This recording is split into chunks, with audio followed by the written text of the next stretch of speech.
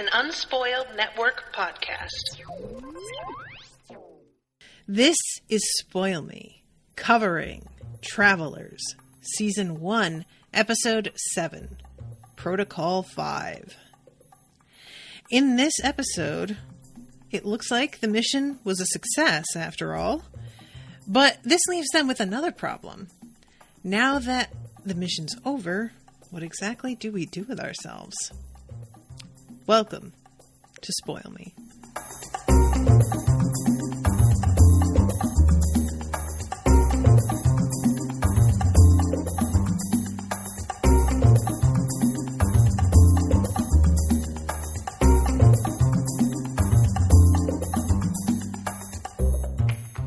Welcome to the show, everybody. I am Natasha.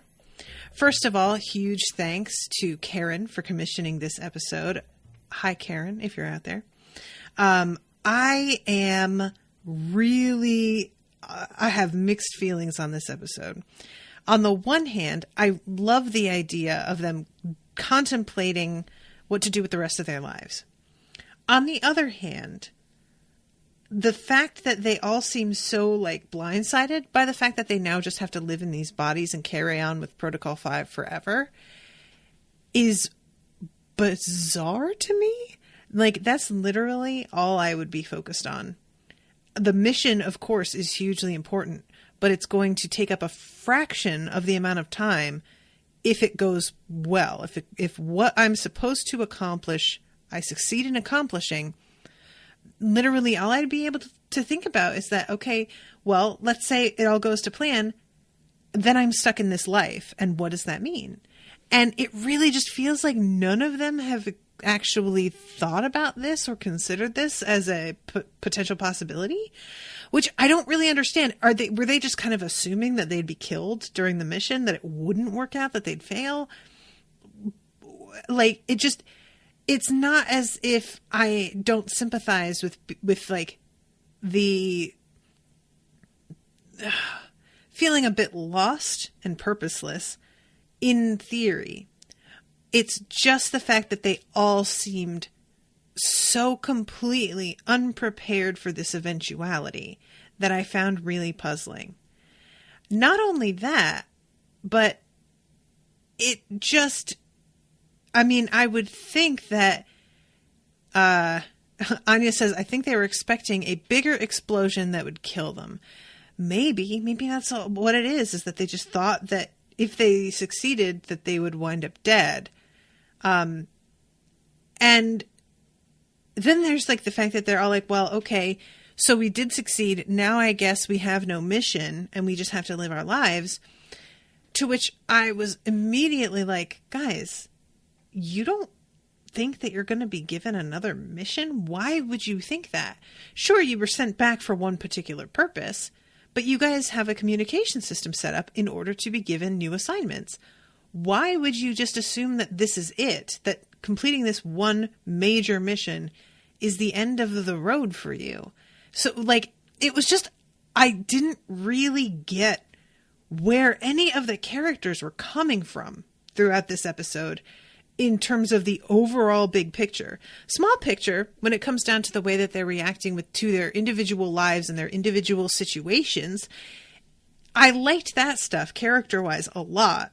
But it was just the lack of coping mechanisms that they had in place and the apparent not thinking ahead at all, or the expectation that we finished the mission and despite the director having a line to us where they could deliver a new directive, and despite the fact that this has happened more than once already, we're all prepared to just assume that we've been forgotten about and now have to make our own way in the world, which just made no sense to me at all. I didn't really feel like there was any evidence to back up.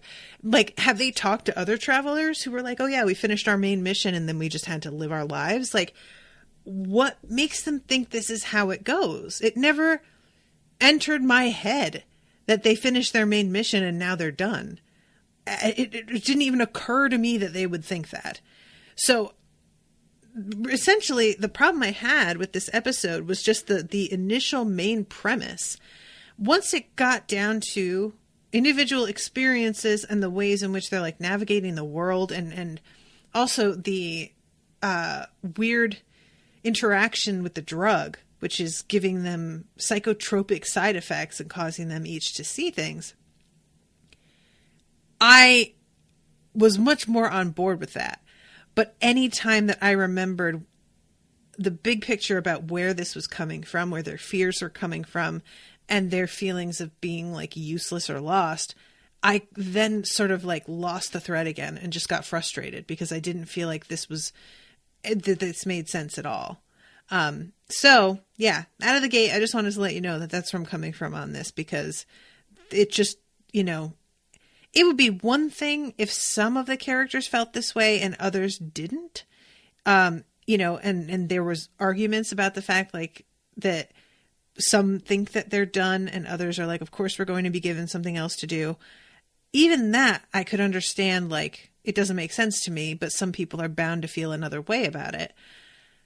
But all of them seem to be very much on the same page in terms of what their expectation is here, which I found puzzling, not only because of their assumption, but also I would think that when you are prepped to go into a mission like this, that you would be told about, if your mission succeeds, here's what will happen next. I would think that they would be prepped for okay, you will likely be given another mission after you complete the main one. So like, stay ready. But it feels like nobody ever just had this conversation with them, which, considering all of the preparation that they're given in other respects, is just shocking. Like that, it just, so anyway, let's start this episode then. So everybody is like kind of celebrating, but it seems like McLaren doesn't see this as a victory. First of all, McLaren isn't totally sold on the fact that they succeeded in the first place. It seems like Philip is the one that's trying to convince him. But then he says something about how a lot of people died during this whole thing. This is not just a victory where everything worked out and we saved everyone. Dozens of people were killed and we were involved in that. And he is clearly a little bit cut up by that. But I believe that it's Philip who is like, boss, just take the win. And they're all asking, what should we do now? And he says, I think that we're supposed to live our lives. And he says, these lives, I mean. And Trevor says, Protocol 5, forever. And they all sort of look at each other. And mainly, it's McLaren. And I'm going to do it again all episode, guys. I can tell you right now. Marcy and Carly, right? And Marcy is mom and Carly is blonde. Oh, why do I do this every time? But yeah, the two of them are like really looking at one another in this longing sort of way. Hugabug's like, nope. See, I knew it. I knew I got it wrong. Carly is the mom. Okay. This particular thing is really, really a nightmare scenario to me. What's going on between Carly and McLaren, and each of them on an individual level. I'm going to talk about them first. First, let's talk about Carly, because she has this kid. And I found it interesting that she says to McLaren at one point that she has grown a lot more attached to this child than she expected to, and really cares about him, which I think is a huge plus, because it would really suck to have this child's fate in your hands and be solely responsible for him and really not give a shit all that much. That would suck. So at least really genuinely caring, and that coming from a place that is meaningful, that I think is best case scenario, really. However, she is in a objectively terrible situation. I don't know what exactly Carly had done for a living before and all of this happened. I don't remember if that's ever discussed specifically, but she obviously is low income. She's raising this kid essentially alone with a deadbeat, abusive dad coming in and out of the picture. And overall, this is just like as isolated and disadvantaged as you're gonna get. So in that respect, I particularly feel for Carly and how alone she is. And honestly, out of everyone, it seems like Carly's personality probably suits being alone the best. And I don't mean like, she's in love with McLaren. So setting that aside, I really feel like it's her and this like perseverance that you get from her attitude, this toughness, which you have to be able to get by raising a kid by yourself. So in that respect, I feel like this is best case scenario for the child also. But, oh my God, what winds up happening in this episode? Because everybody else is like coping with the fallout from these psychotropic drugs. And with Carly, she's the one that I'm not positive is hallucinating. I feel like it's implied that she is, but I'm not sure about that. What winds up happening is that she sees the screen flashing, "When are you from?" and asking all of the questions that were asked when they were abducted. And the TV screen, like, begins to play back imagery of her, like, shushing her baby and carrying him. Like there is a camera in the house with her. And it could be hallucination. Easily it could be. But it feels very real in a way that none of the other moments with people who are having hallucinations feel. Like those sort of blink in and out, and you have a moment later where it's like clear that that wasn't actually what was happening. There are other people around in those scenarios as well to confirm that what this person thinks they're looking at isn't there, etc. What's going on with Carly isn't that. She's alone, and there's nobody to react to what she's seeing in one way or another to give us any sort of clue whether it's happening or not. And while it's easy to just be like, well, if it were really happening, wouldn't this be happening to all of them? But no, not necessarily. I could definitely see somebody who was going after this group and trying to cause trouble choosing to pick one out of the group to zero in on and, having to decide which one is the weakest link. And I think that the woman with the child to protect would be an obvious weak link. Like everybody else kind of, they are in a position where it's not like they just don't care about the people around them, but they aren't attached to them emotionally necessarily the same way, except for maybe Marcy with David. She's like the one exception. Everybody else, it really feels like they are, free from the constraints of too much attachment or entanglement. So, yeah, zeroing in on Carly makes sense. Now, she has this like happen a couple times. There's a TV initially just showing the questions that pop up. She uses the remote to turn the TV off, but then it turns back on and shows her the video. So she eventually like unplugs it and turns it so that it's like face down. And then after all of this, she has this moment of the CPS showing up because her shitbag, I was going to say ex-husband, but I'm not thinking that they were ever married, which her shitbag ex has called CPS on her out of, quote, concern, which is a classic move. I don't know if you guys are familiar with this, but yeah, getting the state involved, especially since he is a fucking police officer, classic. It's so gross. Now, CPS showing up, could that be psychotropic? Maybe. I don't think so, though, because it is continuous. You know, everybody else who's had like these moments, it's like they sort of shake their heads and they come out of it.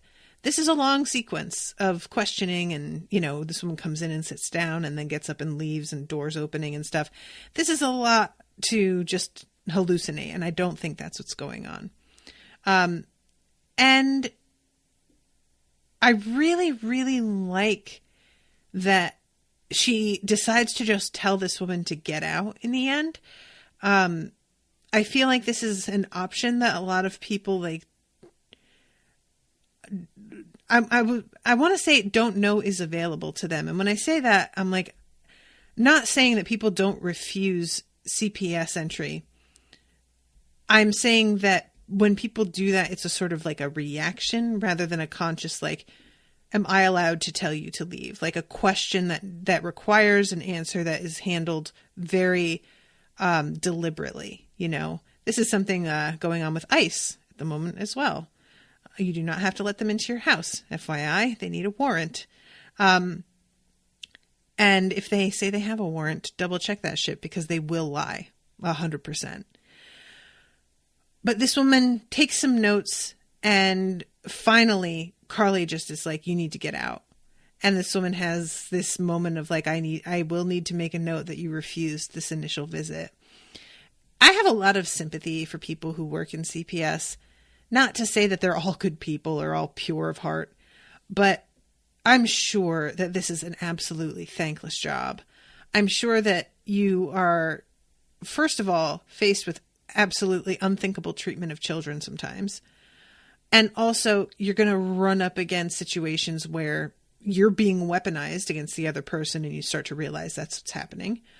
Or where people who are actually mistreating their kids, and you know they are, have managed to intimidate their children or the rest of their family into lying for them. And you can see that that's what's happening. It's just a kind of thankless job, you know? And, yeah, I don't know, just sucks.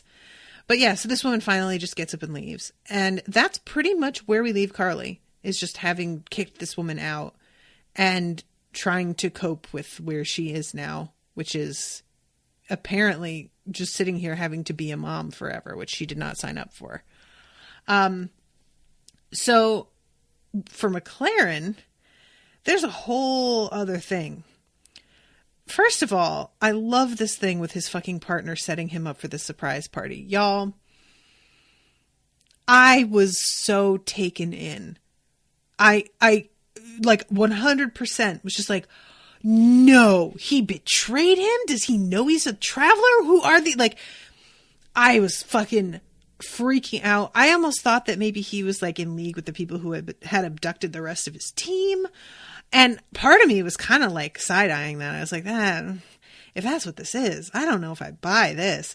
Nope. Just turns out that he is trying to get him to a location for a big surprise party, which, really well done.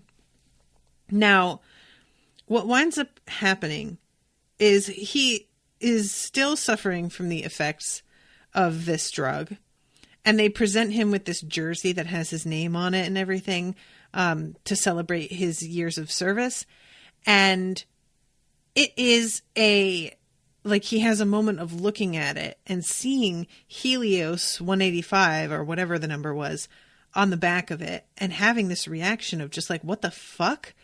And then realizing that, oh no, that's not what it says. I really don't get the feeling that Marcy prepped them all enough for what the side effects were going to be like. She told them there would be side effects, but I feel like it's really important to like let them know they might literally be seeing things that aren't there, because that's a pretty extreme thing. Nevertheless, McLaren is trying so hard to like fake his way through this speech of, you know, teamwork and solidarity for one another. And as he's doing it, there are people standing out in the crowd that are clearly from the future, like memories that he's having.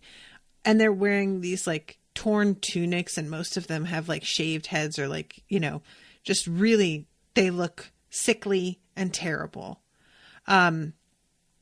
And he's really struggling with all of this, trying to like be normal. And I think everybody's pretty much putting it down to him just being drunk, which I suppose is a decent cover.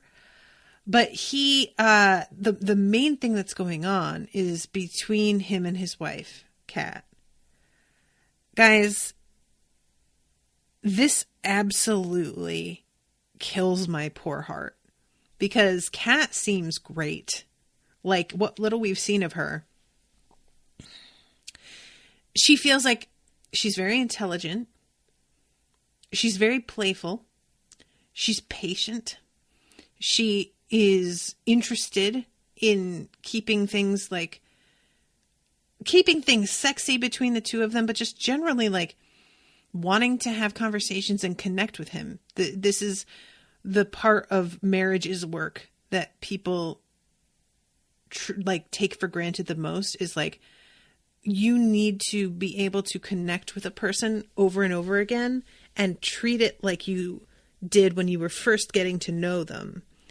And that can be a hard thing to constantly put in the effort to do. And she does, you know?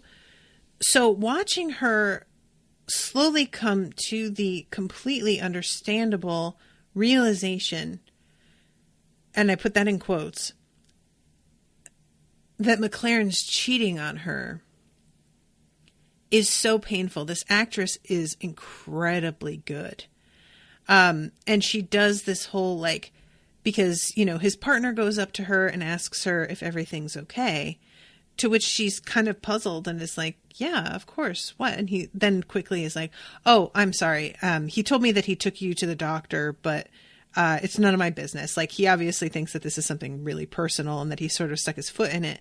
And that's why she's being weird about it, not realizing that he did not, in fact, take her anywhere. And so apparently she can't even because she says something to him about, unless you know something I don't. And it's really clear that what she's trying to do is put him on the spot to see if he's aware that McLaren is fucking around on her. Because I don't think that she's expecting that if McLaren were, that his partner would tell her. I think that she's looking for a tell. That he'd be like, oh, no, what do you mean? Like, he's shooting on you or something? Yeah, no. I think she's trying to get a little bit of a reaction and judge off of that rather than aiming for the truth here. And instead what she gets is him being as clueless as she is, which I feel like is as bad or worse, because if it's his partner that knows and you don't know, you can sort of blame him for also covering things up and maybe being kind of shitty in aiding his friend to cheat.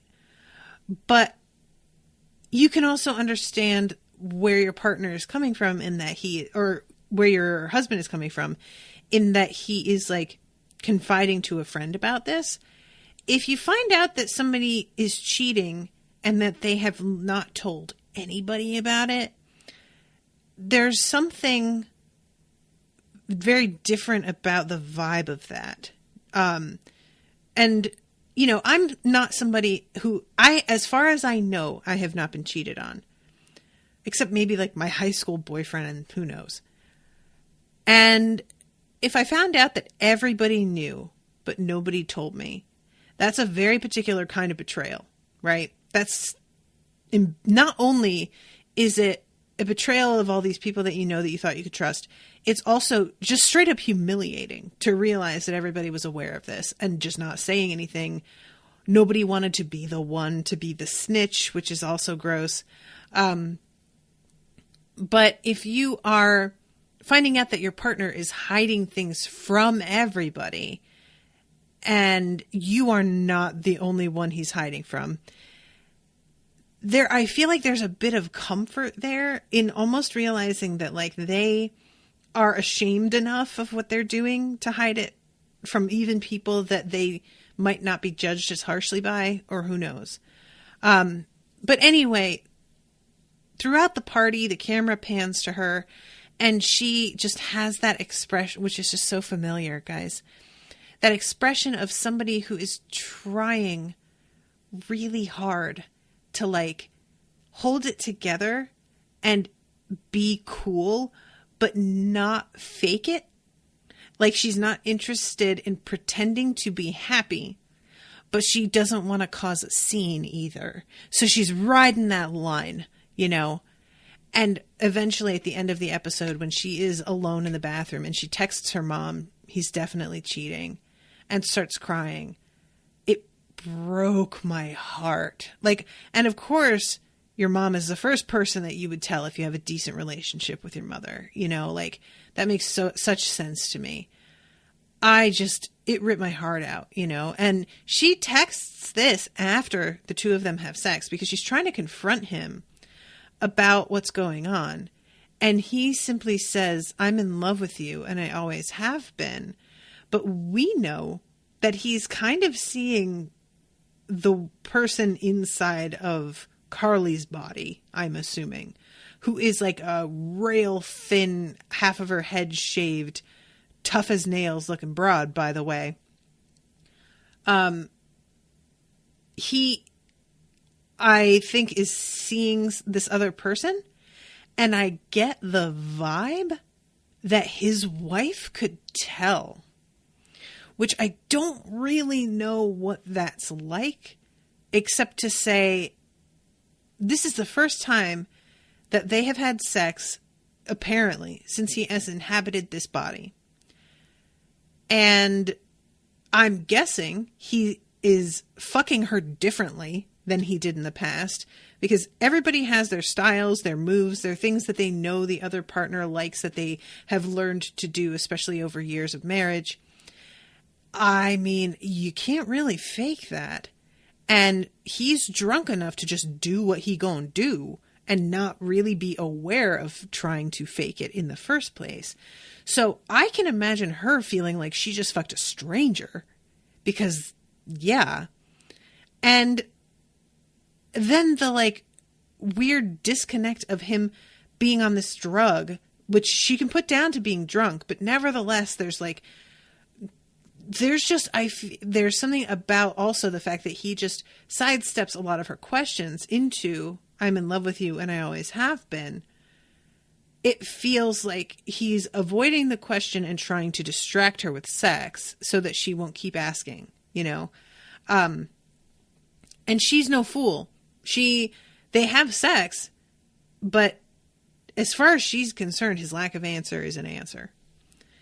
So, yeah, that's really, like, killing me. And I want her to return to this question again. I don't want her to just, like, secretly have decided he's cheating and be like, you know, but at the same time, I don't really know what a good alternative is, because the only other option is for her to continue to be in the dark. And I would love to know how many travelers have successfully explained what they are and what they're doing here to any of the normies.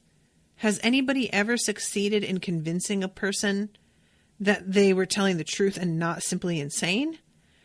If they had managed to do that, if there was a record of people succeeding in getting folks on the same page with them, I would love to see that happen here, because she is whip smart and sharp. And I feel like maybe she's not going to, like, participate in fucking missions or anything, but I could see her being valuable, you know, in other ways. I just don't know if that's even a possibility that could be on the table. So, all right, let's fucking talk about Marcy, because, guys, this was incredibly difficult to read. Or to watch. I said read.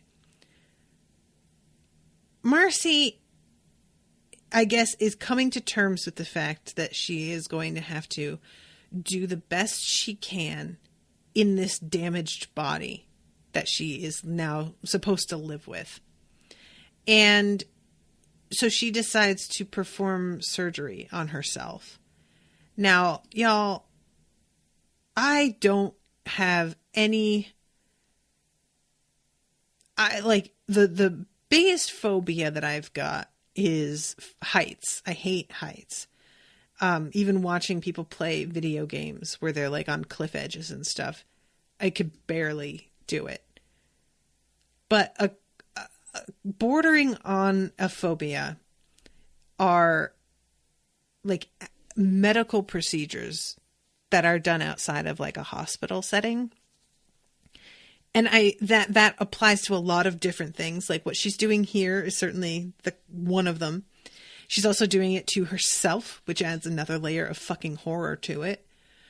Also, when I say that, I think of things like black market organ trafficking, like that sort of thing is just, or the kinds of medical procedures that were done during, like before the Industrial Revolution, pretty much. And also up until not even that long ago in like, you know, mental hospitals and things like that, where it was supposed to be for the good of the patient, but was really just kind of fucking sadistic and horrifying. All of these things fall under the heading of like medical malpractice in a way. This is like an incredibly intimate, horrifying scene where she is sitting in the tub and making marks on her chest and on her neck and getting out a scalpel. And, you know, we don't know what she's doing. Apparently what it is she's like doing some sort of minor surgery to, there's like a nerve that apparently can cause these seizures that she's been having. And so she is attempting to like insert something into that area to prevent this from occurring again. That's as much as I got for you. She doesn't even give much of an explanation to David once he's like asking what the fuck. I'm going to go to that spot and find out what exactly she tells him is going on. But yeah, he like walks in to her, like the bathroom is covered in blood. There's blood poured down the front of her nightgown. I have installed a vagus nerve stimulator in order to minimize my seizures. That's right. It's funny because right before I started recording this, I was talking about how I have this facial twitch on the right side of my face. And I'm saying that like this is a horrifying thing that she did. But if I had the means to simply like open up the back of my head and fix this nerve at home, I might do it. I don't know. Because all you have to do, essentially, the facial twitch is caused by an artery pressing up against a nerve and activating the nerve and making my face think that I'm telling it to move when I'm not. And the procedure is simply to open up right behind my ear and insert something to pull the pressure of the artery off of that nerve. And that's it. And then they close it up. And it's really like a pretty minor surgery, but it costs like $8,000 to $10,000. So that's not something that I can do. And if that were my only option to just like go ahead and do it myself, I might. So now I'm sort of like rethinking my judgment of her. And that's just for a facial twitch, which is just like irritating. Whereas she has seizures that lay her out and might, I don't know, but might cause like compounding damage over time. I don't know exactly, like I said, how that works, but yeah. And I wish to God that she had like cleaned herself up and cleaned the bathroom up before David comes back, because she's acting like he's really overreacting in this scene when it looks like this bathroom and her standing there with these cuts and the blood looks like a Halloween walkthrough room when you're doing one of those haunted houses and they have like different rooms dedicated to different kinds of phobias, and there's inevitably like a medical room. This looks like that. This is absolutely just no, Marcy. And I can't get over her behaving as if he's really being a little bit hysterical right now.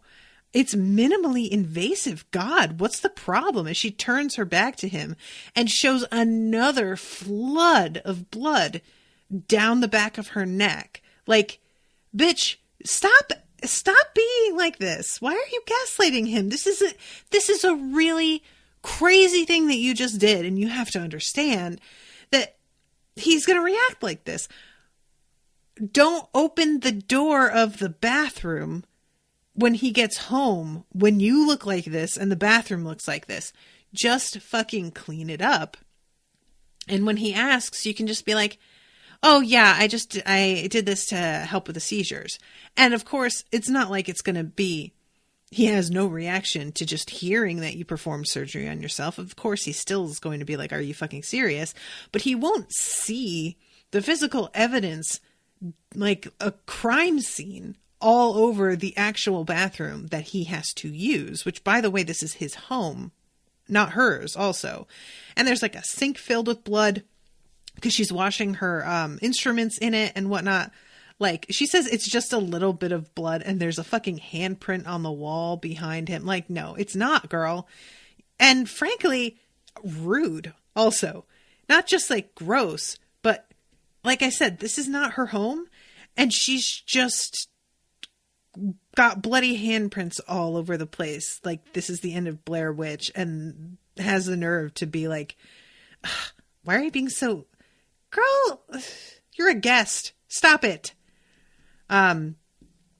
Eventually, she gets him to agree to help her to do another medical procedure. And there's an interesting moment where she's laying on the couch and she's having the like effects of this drug interfere with their conversation. So David is in the middle of I don't even remember what he's doing. He's trying to do foot reflexology on her, I think. So he tells her to close her eyes, and she's like seeing somebody else sitting there. Somebody else who is also bearded. Or no, he's not bearded. He's older than David, I think. No facial hair at all. Still handsome. But yeah, he's saying the psychotropic effects of the antitoxins, you've been experiencing them all day, kiddo. And that's not something that David said that she's simply seeing coming out of someone else's mouth. This is a false like dialogue that she's hearing in her head purely. And I don't know who this guy is, if it's like her father, if it's maybe her instructor who taught her like medicine. I mean, this guy, for all I know, could be actually, if we saw what Marcy looked like out of this body, he could be younger than she is. But because he calls her kiddo, I'm assuming that back in her own time, she was young and younger than him. So eventually she convinces David to help her with something. And it takes a lot of convincing because obviously he is not a like medical professional and didn't want to get involved in this aspect of things. But what I think, and you guys correct me if I'm wrong, because they never really just say, but what I think he is doing is a spinal tap. Which she again acts like is really no big deal. I cannot understand you as a person, Marcy. It just like comes down to that. Just as a human being, you are alien to me and I don't know what to make of you. I went through a period of seizures, minor seizures in different parts of my body. I never had a seizure that affected my brain that caused any sort of collapse, but I would have my hands seize up, my feet seize up. It was all combined with other strange symptoms, enough for one of my doctors to recommend that I get a spinal tap to be tested for MS, which I never did because the idea of it was so... There were a couple, like, people were like, well, it could be MS or maybe you just have celiac disease. And celiac disease, in order to, like, be sure that you have celiac and that you're not just like gluten intolerant, but that you really have this problem, you need to get a biopsy of your intestine done. So it was either a spinal tap or a biopsy of my intestine, which was also like a minor surgery. Both options I noped the fuck out of. So if either of those things is true, I still don't know. But I just couldn't face it. And I just sort of decided like I was going to quit it on the gluten and just see what happened. And I did start to feel a lot better, which is a shame.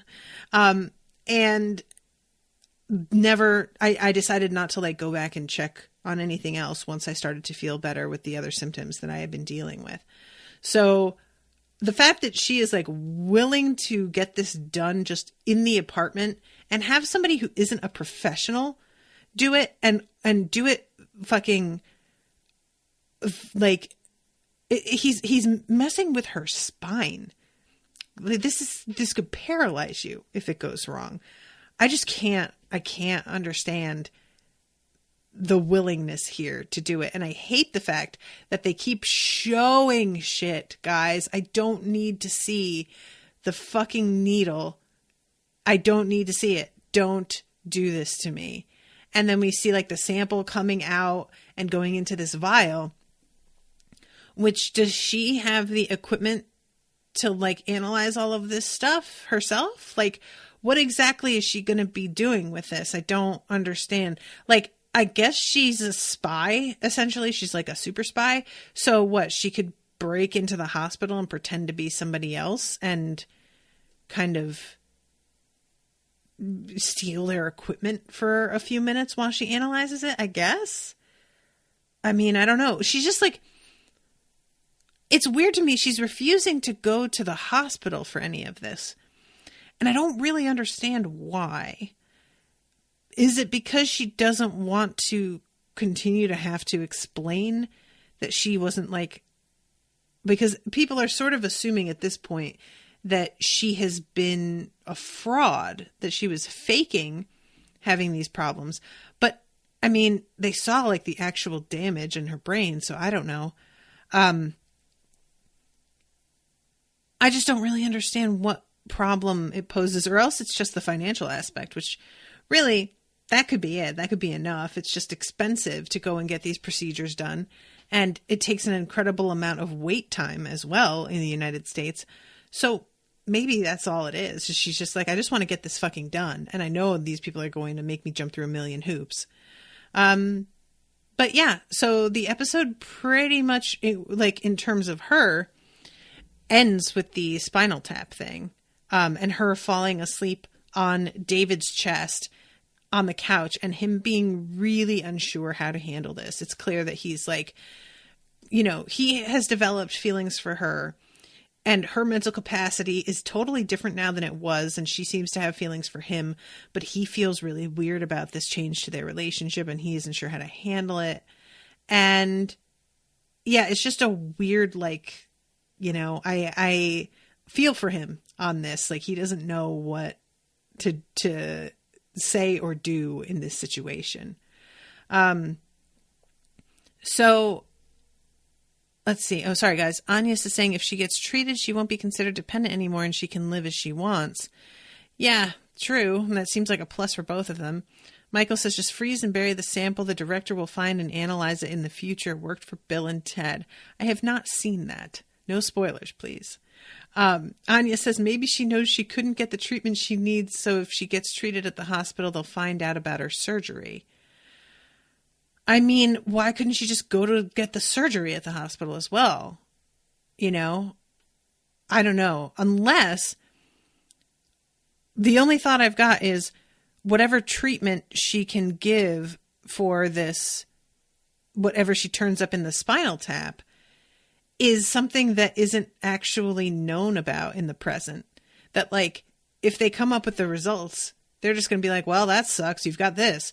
Whereas she knows if she figures it out, she'll be able to look for a specific thing and have a specific solution that maybe they haven't even like come up with yet. In which case it's better to just have everything at her own disposal, I suppose. But yeah, I guess we'll find out eventually. So, okay. Let's wrap up here. We'll go with Philip first, and then we will talk about Trevor. So Philip is really going down the deep end in terms of using. He could have decided that I'm going to work on getting clean and trying to like improve the life that I've been given here. But it seems like the lack of a mission has sort of deflated him and made him just kind of feel like, well, what's the fucking point? And so he is like, we see a scene where he's like pulling apart his room, desperately trying to find any heroin. He finds like a packet that had some in it and is like licking the inside to just get whatever scraps he can to hold him over. And then we see him actually going to this like shady spot. Makes it sound like it's a beautiful spot of shade under a tree. No, an actively dangerous looking area of the city where he does a trade and gets some, and then shoots up and is walking down the street absolutely fucking trashed. And the lawyer that he was assigned sees him. Now, I forget this lawyer's name, guys. Forgive me. But I have to say, I am really pleased that this dude is still here. Like, this character is returning, because I thought, oh, his name is Ray. Thank you, Michael. I thought that was kind of going to be a done deal. That what all he had been doing for Philip with getting the money and Philip like paying these families that he felt responsible for, that was going to be it. And I'm sort of glad this dude is turning up again. It just feels like I wanted to write him off as being a real sleazebag especially when he's sort of like blackmailing Philip into giving him more winning numbers, or winning, names for his gambling. Because he says something about how like, I could turn you into so-and-so for having this, but I'm not going to do that if you'll just give me whatever. And I was like, really, dude? But then he does deliver the money to the families as he says he will, and doesn't, screw him over, try and keep anything for himself. And in this scene, he like genuinely seems to give a shit and sees Philip walking and is like, dude, oh my God, what are you doing? And I really appreciated that, because this is one of those terrible addiction, guys. It's just, there is a reason why it is such a popular topic in drama. It is one of the most complicated, frustrating, and damaging sort of factors in a lot of people's lives. And I say factors because you could be dealing with somebody who has addiction. You could be dealing with your own addiction. You could be dealing with the potential for your own addiction as well, and knowing that that is there and that you have those behaviors. Addiction is like an entity of its own. It's like this creature. And a lot of people, when they are faced with somebody like Philip, consider him to be a lost cause. And it's not something that I particularly even blame them for. It's not so much that I don't blame them for, like, thinking he's a lost cause is really nihilistic, and people can recover. I've seen it many times from these kinds of addictions and go on and live their lives and be better. And it's not like they'll never struggle again, but they manage to carry on and leave that behind them. But it's not a guarantee at all. It takes an enormous amount of energy, and that energy is not only at the expense of the addict. And if you are family, it's even worse, because you feel a sort of obligation to somebody who is your blood, and that person may feel they have a right to your labor and they can take advantage of you. And then you reach that question of how many times do you let somebody have a fresh chance before you wash your hands of them and leave it so that they are on their own? It's, a question a lot of people have had to face. And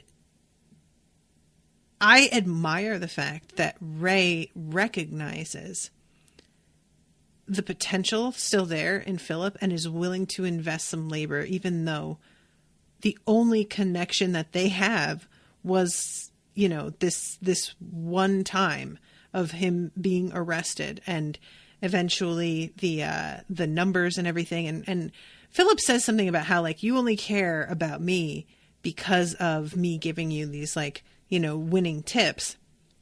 And Ray doesn't, like, deny that that is the basis for the two of them continuing to talk to one another. But he's like, also, though, dude, you're like a human being and you're clearly going through some shit. And I'm not just going to let you do that and die in a gutter somewhere. Like, you know, no, that's not how we play this. And it's sort of beautiful. You know, it's sort of, it's sweet and honestly really, like, probably good for Ray as well. There's a lot of truth to the idea of, especially in like a 12-step group, becoming somebody else's sponsor inspires you to be better on your own path to recovery. And obviously Ray has a problem with gambling, but he hasn't been doing super well managing that. And maybe dealing with Philip will help in that regard. I don't know. But they go to this 12-step meeting, and there's a really interesting sequence of Philip being asked to, like, talk in front of everybody about what he's going through, and he struggles with opening up. And then once it seems like he has opened up, it's clear that this is, like, all in his head, because he's saying that he's from the future. He was trained to do this really specific task. Now that that is over, he just doesn't even know what, like, his place and everything is. It's an understandable, like, feeling that he has of just being sort of lost. And that he remembers, like, every single death. But I can't even remember my own face, the face I was born with hundreds of years from now. And then immediately follows it up with, but I guess that's okay. Because, you know, that's who I am now. And I better get used to it, right? Which is, like, a pretty fucked up situation to be in. Like, you genuinely will never get to see your own face again. I mean, that's like a fucking trip, man. So he doesn't actually say any of that. This is all what we understand him to be feeling. And he just says out loud that he is Philip and he is a heroin addict, which is actually true also.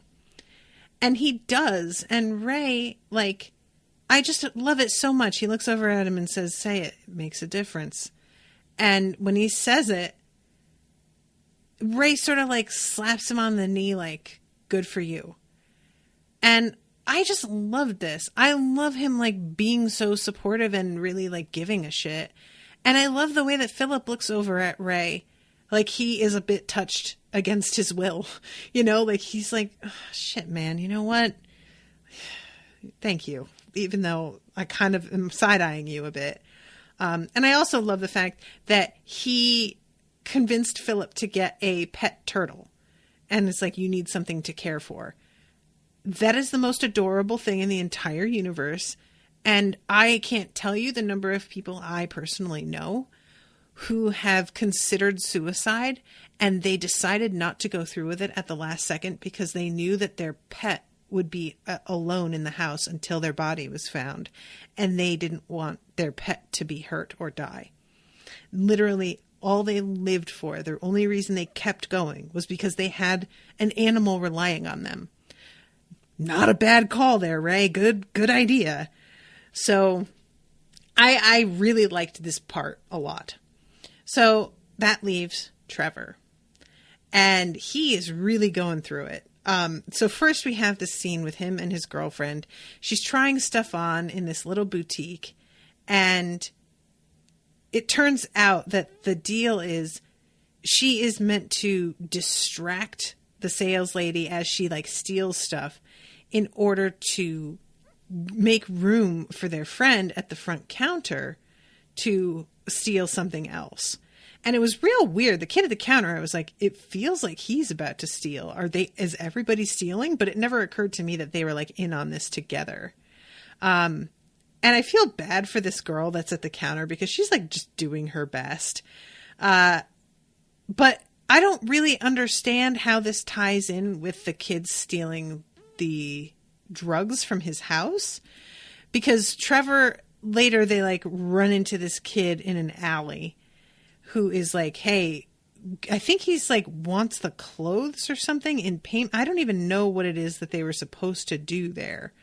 But he tells Trevor that like this was his idea. And of course, you know, our Trevor says, no, it wasn't. But we know that this dude, Trevor, had been a real piece of shit. So likely, yeah, it was. And this kid had like broken into his house and taken his own mother's medication, which I don't understand how this all went. 'Cause he says, why did you get all worked up? It wasn't a terrible plan. Yes, it was. It was your plan, Trevor. We've done it 10 times. You're killing me out here. You are so off your game today. And the kid tosses him the drugs and he's like, it's Benzos, your favorite. And he doesn't know that this is how it's been. That this is like an understanding that they have. And it's just a weird, like, I don't understand. I guess they're not necessarily actually connected. I guess I was thinking that like the stealing of the pills was somehow like connected to the shoplifting thing, but I guess that they're just two separate shitty things, right? Like maybe I will make room for you to shoplift in exchange for you getting my mom's medication for me, which is weird because like it seems pretty evident when he gets home that his parents immediately suspect him of taking the meds, even though it was his friend who broke in. And I don't really understand why he's having his friend break in at all. If his parents immediately jump to him having taken them, you may as well just walk into the bathroom and take them yourself then. Why do you need this like middleman to do this? Unless he just didn't do as good a job stealing them as he normally would have because Trevor fucked up the plan. And he was sort of trying to get back at him by making it really obvious that Trevor was the one who did it himself. I don't know. I'm a little bit confused, but really all it comes down to is that past Trevor was a piece of shit, stealing his mother's medication and taking it himself, I guess, getting stoned on it, and also facilitating shoplifting both from his girlfriend and from this other kid. And new Trevor is not impressed with this. And there's a real confrontation between him and this kid where he like has a sort of vision that he decks the kid and like lays him out. Like the kid looks like he's dead. Genuinely looks like he's dead on the ground. And I had a moment of like, did he fucking just kill him? Holy shit. But then he's staring at the body, seemingly sort of wondering, it seems to me as well, if he killed him. And a second later, we see him, Trevor, getting punched in the face. And him going, what the hell? And looking really confused. So it's like he had like a vision of him laying this kid out that did not happen, which then left him open to he himself being decked in the face. And he goes home, and like I said, his parents are immediately suspicious of him having taken the meds. First of all, there's a bit of a thing with him and his girlfriend. I forgot her name already, but she tries to tell him that she wasn't into the other stuff, that she just played along because he seemed into it. But I don't know how much I buy that, because she seemed pretty shitty to that girl in school. And now it feels like we're trying to turn it around and make her a little bit more likable. And I'm not sure how much I buy that. I did, however, really like when he's trying to show her how to meditate. She says something about how she never dated him because he was a football star. And I literally thought to myself, she dated you because of your giant dick, dude. And then immediately she says, it was because of the size of your dick. And I was like, yes, thank you. Love this. And he looks so fucking like, he's just like, oh, shucks. It's adorable. But, you know, maybe they'll be all right together. I don't know. Maybe he's going to show her how to be better. But when he gets home, his parents confront him, and his dad literally slaps him in the face and is just like reprimanding him for this theft that he did not commit. And they're accusing him of all of this stuff that we know, like, probably was true just a week ago, a little over a week ago. And his dad tells him, be a man. And he says, what, like you, Gary? That kind of man? And his dad slaps him. And it's honestly the way he stops and looks at him and just says, I told you the truth. I was impressed because I would have slapped him back. I would have lost it. He takes out the pills and puts them on the counter and says, here's your medication, and walks away out the door.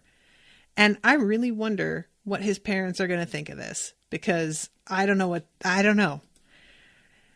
And I'm over time, so I'm just going to say, in the end, he comes to hang out with Philip, and Philip's like, you know, we're supposed to live our respective lives. And he's like, hey, there's no reason you and I can't, like, be friends for some reason.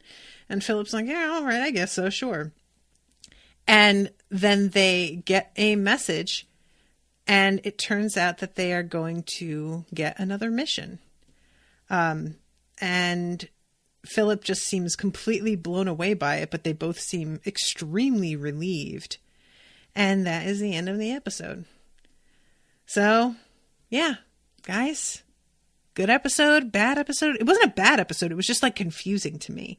But I do like seeing the character stuff about what their lives are like. And I desperately want McLaren to reassure his wife, but it's awful. All right, guys, I have to wrap. Thank you again so much for commissioning this, Karyn. Thank you to all of you who are in the chat. And I will be seeing you again soon with a new episode. Until then, toodaloo, motherfuckers.